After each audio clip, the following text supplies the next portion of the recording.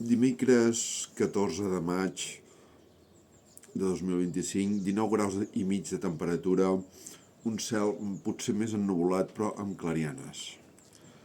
Fa poc us vaig gravar un vídeo on parlava de la meva família d'extrema dreta. No obstant, ara us explico l'altra versió, l'altra família, que és més esquerranosa, obrera, socialista,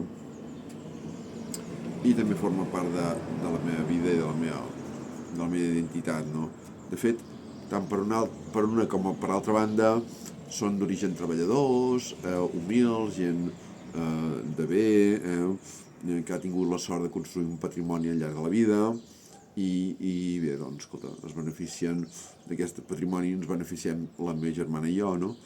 Llavors, a la meva mare li queia bé en Felipe González, una persona que li queia bé i li generava simpatia, anem a dir, no? I en canvi li generava molta antipatia a José María Aznar, jo tan sèrio, tant. Llavors, no obstant, a casa meva votaven Jordi Pujol, però bé, coses que passen, perquè de fet a casa vivíem una sociovergència, una cosa que és tan freqüent i tan comuna a Alemanya, on actualment hi ha un govern sociovergent, on l'esquerra i la dreta moderada, la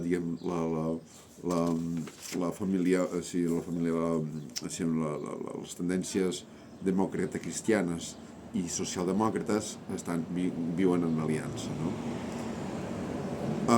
Doncs, sí com sí, la meva família tinc un cosí díscol, que va estar molt temps per Nicaragua i ara volta per altres països de l'est asiàtic, no?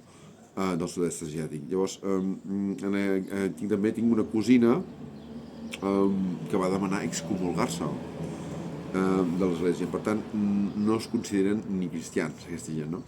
Llavors, clar, també tinc una neboda que mai va ser batejada, fruit d'una unió de parella, una unió de fet, que posteriorment va fracassar. En aquest sentit, la meva família és molt heterogènia pel que fa a orientacions filosòfiques, polítiques i religioses. No obstant, jo m'inclino més cap a postures esquerranoses, obreres, atees, anarquistes, que no dretanes, xaveròfobes o excloents. En un país on la dictadura franquista va triomfar i on els hereus d'aquella Espanya tenen un bon regiment de seguidors.